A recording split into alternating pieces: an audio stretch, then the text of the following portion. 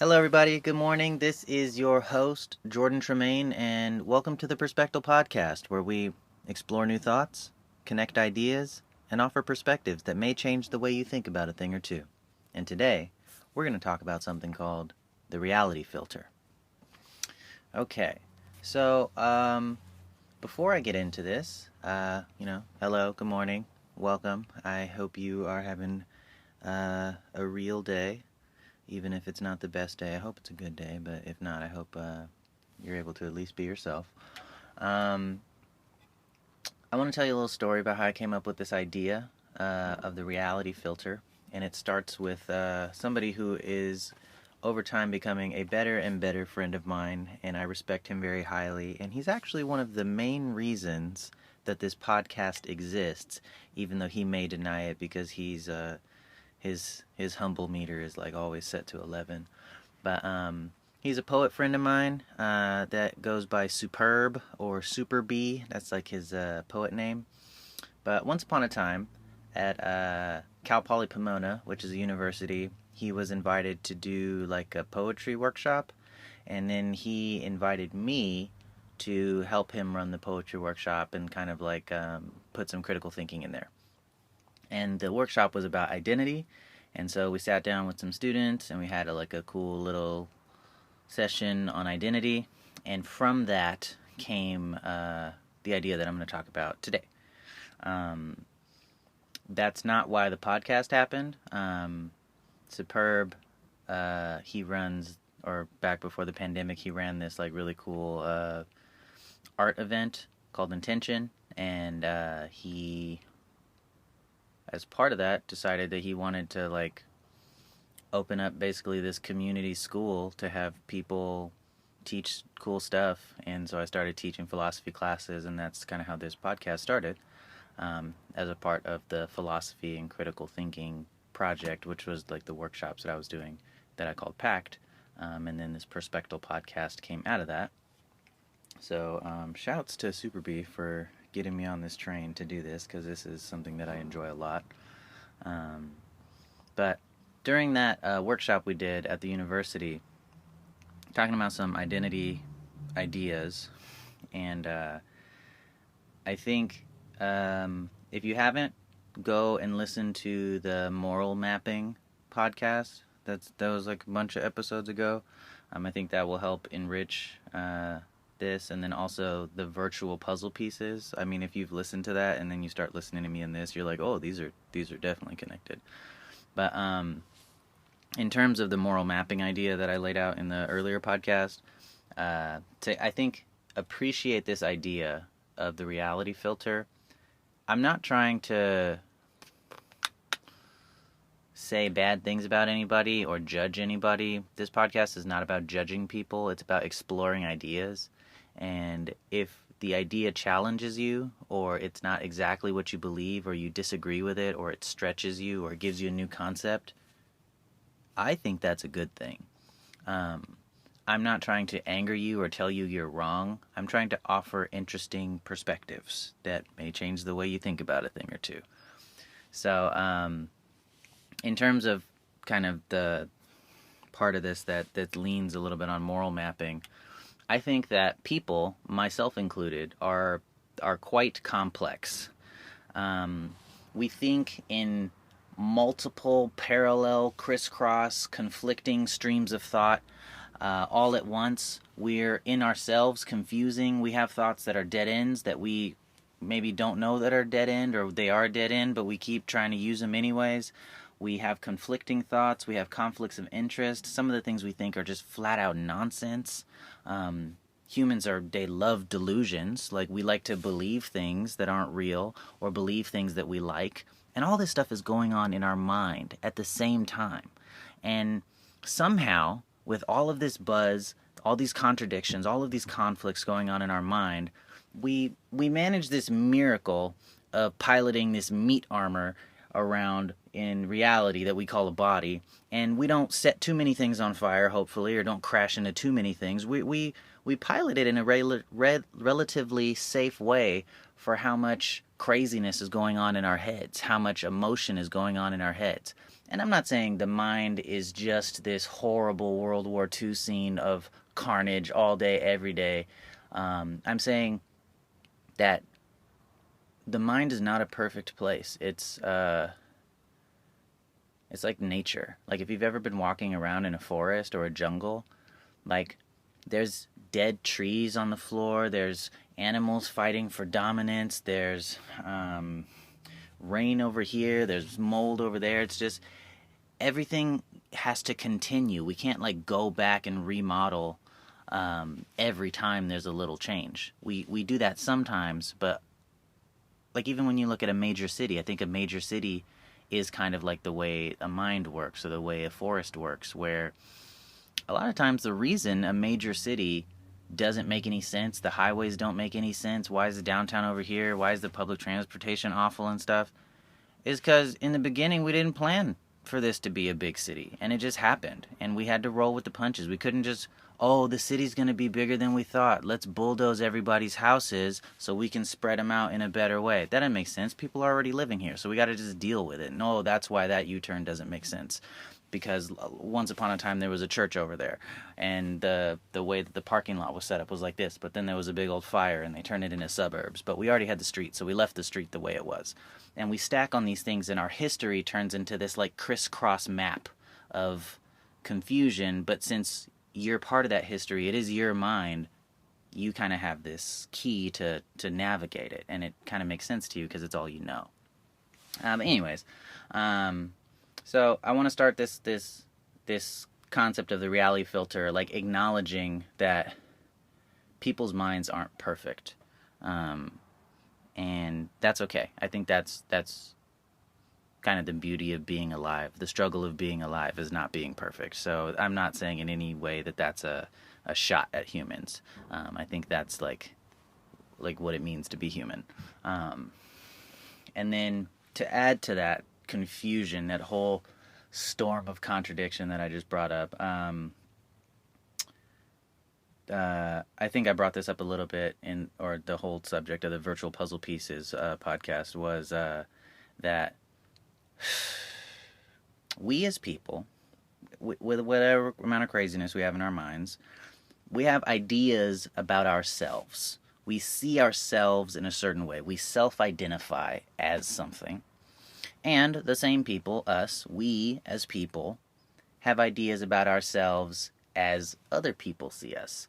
So we have ideas like, I, Jordan, think this about myself. That's me self-identifying. I am this. I am that.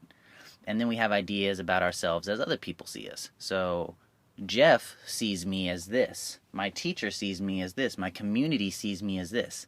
And that's like an externalized identity. It's still a self-identity because I'm thinking that Jeff thinks this about me. I know it's like kind of a wordful or a mouthful.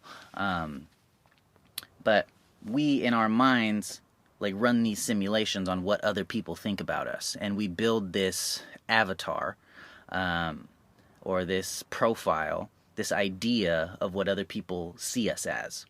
And normally that's different from how we see ourselves. We have this like, no, that's not really who I am. If you really knew me, then you would know that wasn't what was up.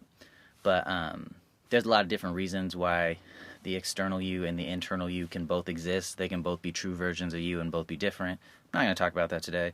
I'm just saying that they exist, especially as you create them. Yes, other people create a separate externalized version. So I think Jeff thinks this about me, and then there's also Jeff has some other thought about me. Those are two different externalized versions of me.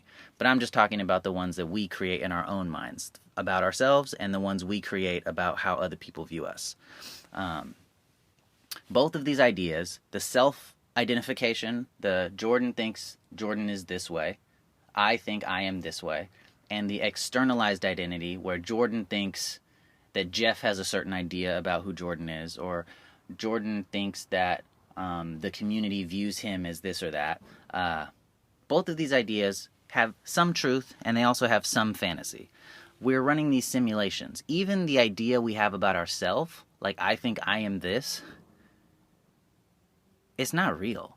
Like, some of that stuff could be accurate, but you are, number one, in this crazy storm of confusion that I brought up before of like just trying to exist in your mind, which if you've been an adult for a while with adult responsibilities, like just existing sometimes can be,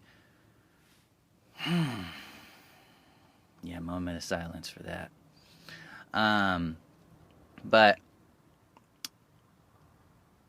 it can't be the actual truth, because not only is the truth something that is so grandiose and so wide-reaching that it's very hard to obtain, which I talked about a little bit in the Box of Language podcast, but let me write that down real quick. Box of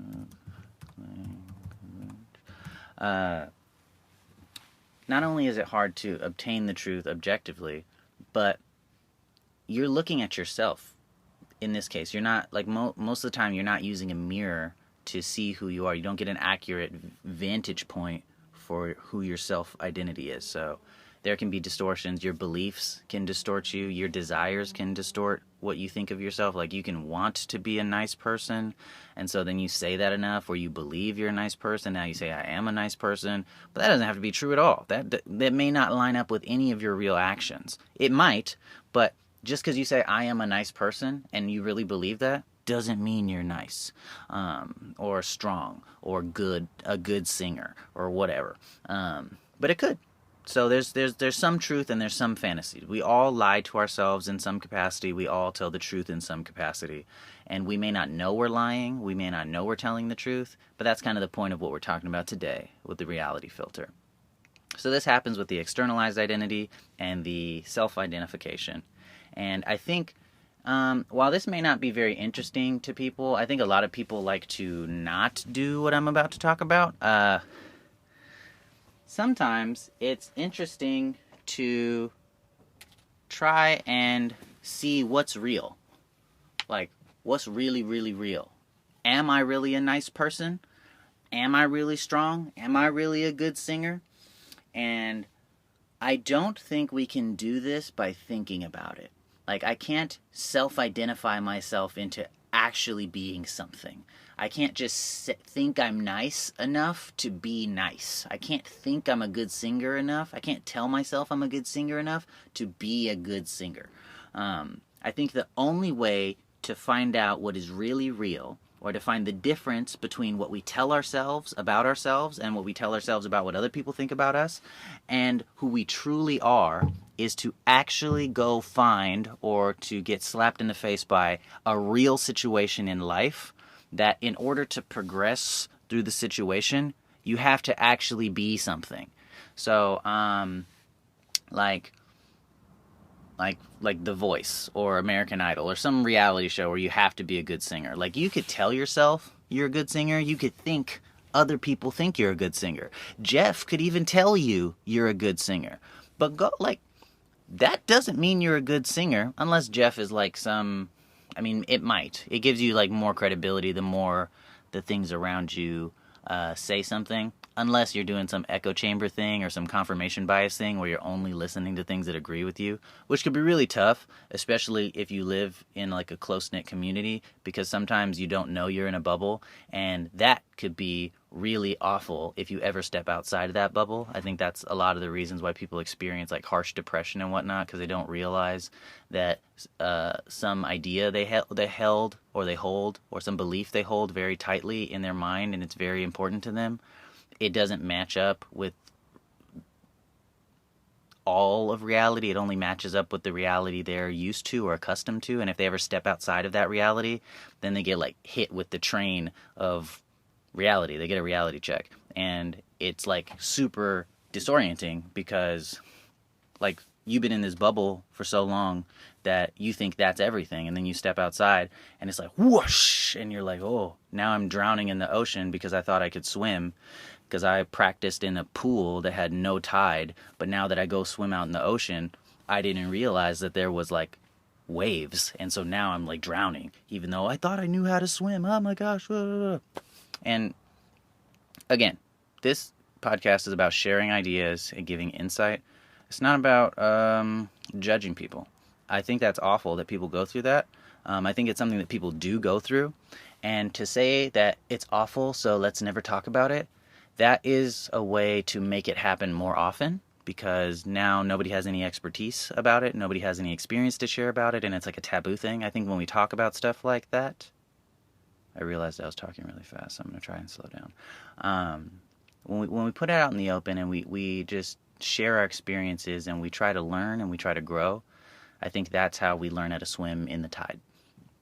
So, basically, we hold these ideas about ourselves and these ideas about how other people think we are. We have these identities that we have in our mind for ourselves.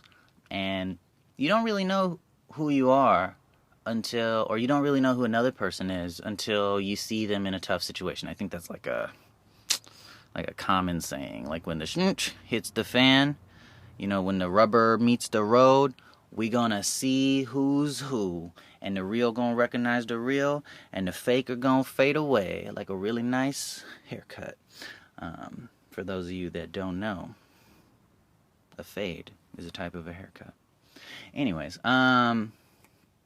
so in this case, the situation that you run up against that exposes or shows you that the idea of yourself, the identity that you have, is true to form, does match with reality, it withstands the test of reality, or if it gets washed out because it was something you told yourself or something that only could exist in like a very sheltered bubble, like this thing you have to pass through that is like kind of like trial by fire or like the purification process or whatever you want to call it, I'm calling the reality filter. And so in this concept of the reality filter, I think everybody has at least 4 versions of yourself in your mind. I think most people have way more versions of this, but to keep it like simple, the 4 versions that I think that I'm going to talk about today, they don't have to be true. They could be wildly inaccurate fantasies, but I still think they exist as distinct versions, and hopefully some of them are somewhat true in your mind and in other people's minds. But you have the internal and external perceptions of yourself that we talked about before. I self-identify as this. I think I'm nice. I think I'm a good singer. I think I'm strong. And we have the external one where I think my community thinks I'm a nice person. I think my spouse thinks I'm loyal. I think Jeff thinks I'm nice. So we have the internal and the external. And then within that, we have, we take each one of those 2 and split it into 2 more, and it's the fabricated version of it where I'm just saying stuff because it aligns with who I want to be, and maybe I do believe that I'm that, but it's not really true. And then we have the real version of it where, let's say I'm actually a good singer, which is not true, but I'm not that nice. And I tell myself I am nice and I am a good singer. Then there I'm self-identifying, but you can like split that into 2 where, okay, he self-identifies as a good singer and he really is that. Okay, so we'll put that in the real pile. And then he self-identifies as nice, and that's not a nice person. So he puts that in the like the fantasy pile. Which I might want to be nice. I might tell myself I'm nice, and other people might try to be polite and be like, "Oh yeah, he's nice, yeah." But they might not really believe that. But what I'm saying is, we can get ourselves into situations that can make that clear. We can see people in situations that can show their true colors. I think that's a phrase that we use, where what is real and what is fantasy? What is hair tied, sweatpants, chilling with no makeup on, which is a Drake verse, and what is 2 hours doing your makeup so you can have a really good Instagram post. What is the difference? And I'm not saying that putting on a bunch of makeup and looking really nice is wrong or it's fake. Just sometimes, is that the real you? And I'm not saying it's bad to have fantasy versions of yourself. I think you might read into what I'm talking about that way. I'm not saying that. I'm saying that some of what you think about yourself is not true for everybody. Um, or it's exaggerated or embellished. Um, and it can get you into trouble if you think something's not true. Just like it can get you lost if you think you know the directions, but you don't. Or if you think you know the directions, but they're the wrong directions. And if they're slightly wrong, you could still end up super lost. And that could be bad. And that's actually a pretty good metaphor, analogy for what we're talking about. Because like if you think you're right and you have the right directions, um, but then you try to like go on the road trip or whatever, which is the reality filter, it's going to tell you whether or not you really know. And if you don't know, you're going to end up in the wrong place. And if you do know, you're going to end up in the right place. And I'm trying to give you a tool. So if you want to go to a particular place, which I'm going to call the right place right now, then maybe you can like, use this as a tool to get you there or recalibrate. Like, every time you make a wrong turn on Google Maps, which I think is like you passing through a reality filter and getting a like a little reality check. It's like, nope, that was wrong. Go this way instead. Oh, that was wrong. Go this way instead. That was wrong. Go this way instead. Like we let Google do that to us. Like, no problem. It's cool. Thank you for getting me to the place that I'm trying to get to. Because I think we can see kind of long term with Google Maps or with, I don't know, Waze or whatever app you use to get there.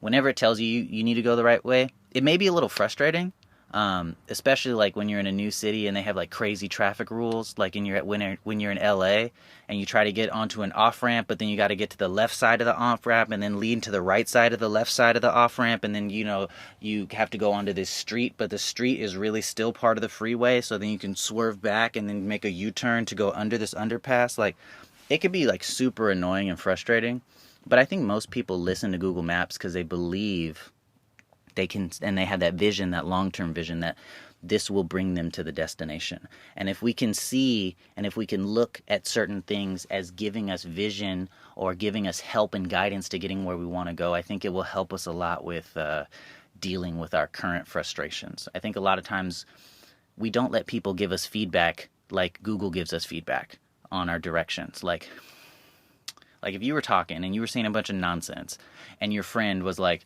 that's nonsense, that's nonsense, that's nonsense, you would probably get mad at your friend and start an argument. But if you're in a car and you're making a bunch of crazy turns and then Google's like, that was a wrong turn, that was a wrong turn, that was a wrong turn, you're probably going to be like, you're right, that was a wrong turn. Let me do the right thing. And I'm trying to expose this idea of the reality filter so we can treat people that are trying to help give us feedback and be self-aware and look for the feedback that is available to us, like Google Maps when it says recalculating or redirecting or whatever. It's okay to get redirected. It's okay not to do things perfectly. It's okay to be human, and that's all fine. But if you're interested in getting to a particular destination, if you're interested in not being lost all the time, I think most of the time you need some sort of plan. You need some sort of way to get there. And I think this could be a tool in that. So I think that's kind of a good way to pause for a sec and give you a little cool little connection I made. Where if you did listen to the podcast on virtual puzzle pieces, I think there was something I referred to as the true piece.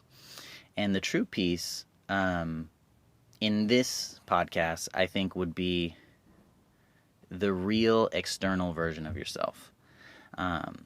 And this is, I think sometimes you would think that the real piece, the true piece, would be the internal version of yourself. But since the true piece has to like fit with other pieces, then it has to be the external piece because the internal piece is not available to other people. But that aside, I mean, if that didn't make any sense to you, don't worry about it, because that's like a little bonus, little nugget for, I don't know, the people that are so inclined. We're going to get back to the real topic and say that who you are and who you think you are, they can be totally different.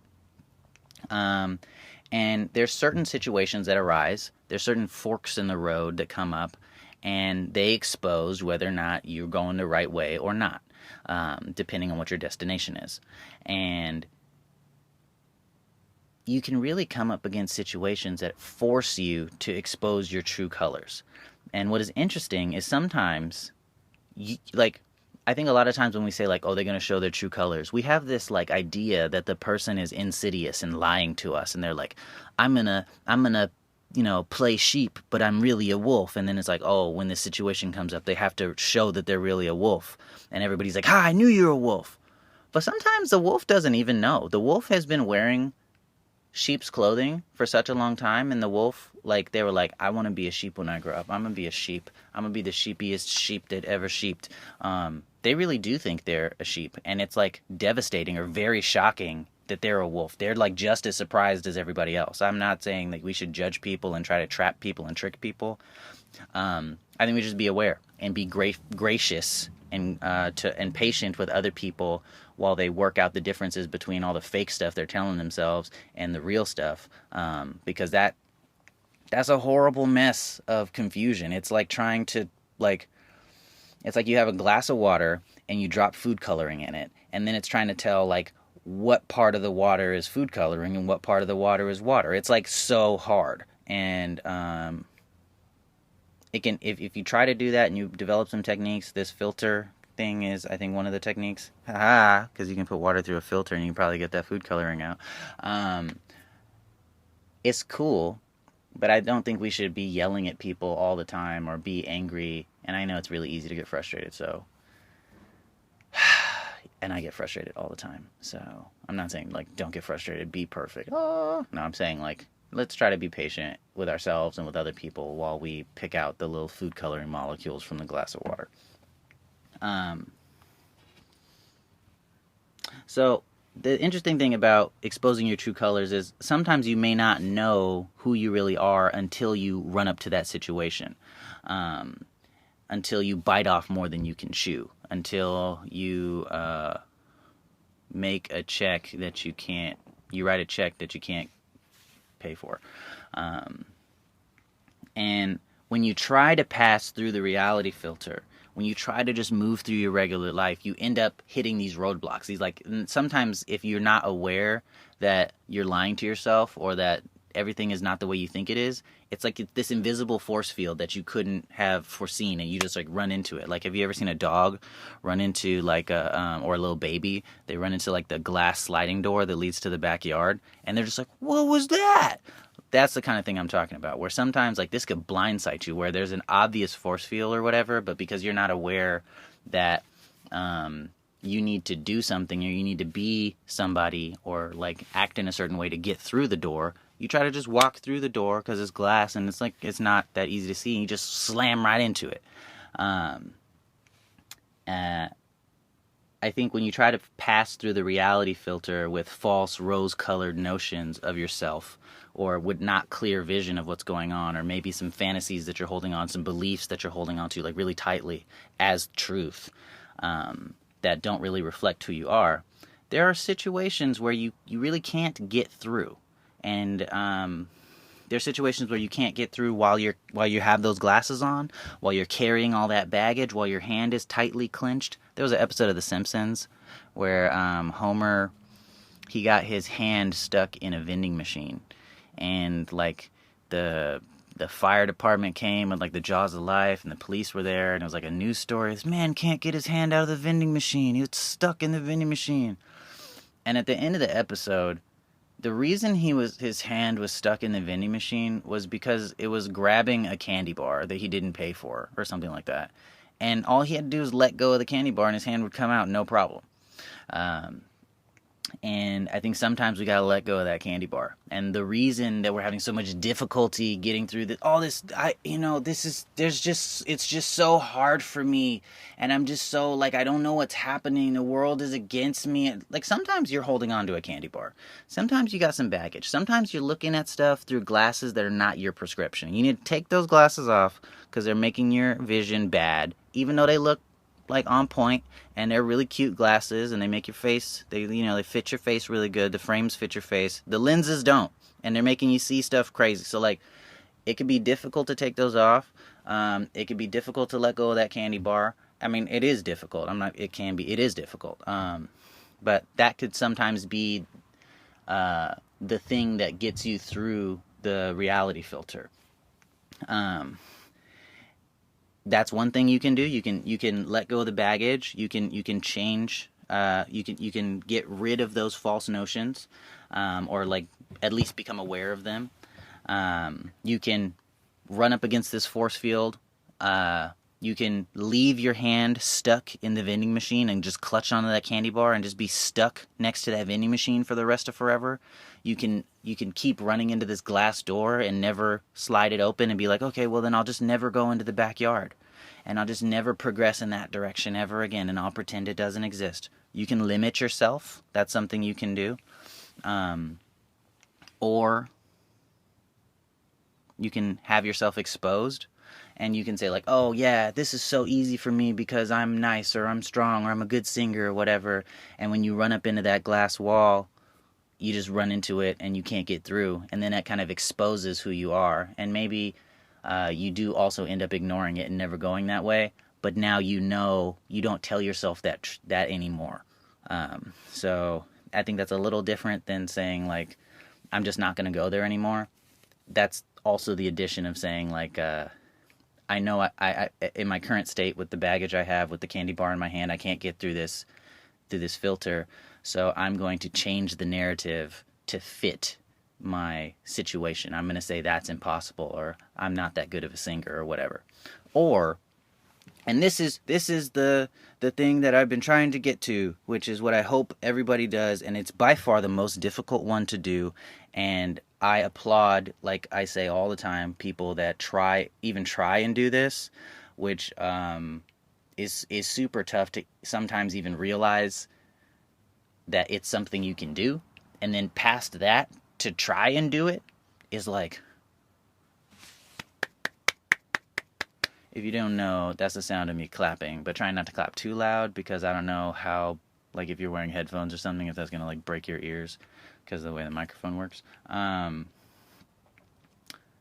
I think the thing that is like the holy grail of this, using this reality filter as a tool, is when you run into that glass wall, when you realize you're clutching onto that candy bar, when things are not going the way you expected based on your beliefs or your past experience, like, maybe you should go back to the eye doctor and like get your eyes checked and get some good glasses. Don't just take off the glasses you have now. Maybe you put them on because initially you didn't have good vision, so you just put some glasses on. But now you're realizing maybe they're the wrong prescription. Do the work and improve yourself. Look at this as an opportunity to change and grow. Like, learn how to slide the glass door open and go into the backyard, because the backyard is great. There might be a pool back there, or a garden back there, or puppies back there. All those things are super great. So you're limiting yourself by not learning how to open that door and then go. Like, if you don't do this, you might not be able to play with the puppies in the backyard.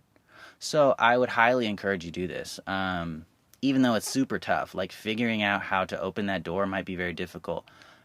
Figuring out how to let go of that candy bar and then pay for it and have it come out of the vending machine by itself may be very difficult, or very humiliating. Like in that episode of The Simpsons, like everybody and their mom was there, and it was like on the news, and they realized that Homer was there because he was holding onto the candy bar, and you might be like, no, my hand is really stuck, because you're embarrassed now.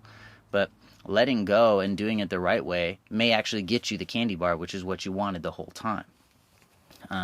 So the reality filter, I think, can provide you with a reality check. So like if you walk into the filter, but it's like you're not really ready for it, or you think you are, but you're telling yourself a false story, that's when you run into the glass and you get a reality check. And your check bounces when you try to cash it at the grocery store. But hopefully we're all telling ourselves the truth. We're living our best lives. We know what's up. And we just walk through the door and it's already open because we know who we are, and we paid for the candy bar, and we got the right glasses on and all that kind of stuff. I would say that almost never happens in our total life. So I say be patient with yourself. Really see if your glasses are working for you. Sometimes certain glasses that worked for you in a certain season don't work for you in another season, so you maybe go back to the optometrist. You got different glasses for different things, so like it's okay to have a little bit of a complex system. It's okay to have reading glasses and driving glasses. It's okay to do that, and it might help you from, like, if you have driving glasses that are different than prescription than your reading glasses, it might help you look at your Google Maps better, and then you get to your destination faster. So the reality filter is something I think you can think about. It can help you be patient with other people and maybe see what they're going through to empathize. It can help you empathize with yourself.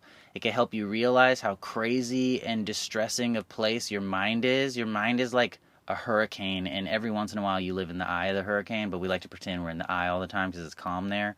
And we're like, oh yeah, there's nothing wrong with me. I'm great. But like, your mind is super confusing. So have patience with yourself. Keep going. Keep learning, keep messing up, keep making mistakes. Apologize when you mess other people up. But yeah, reality is there to kind of help guide us along the way and show us when we're making up stuff that's not real.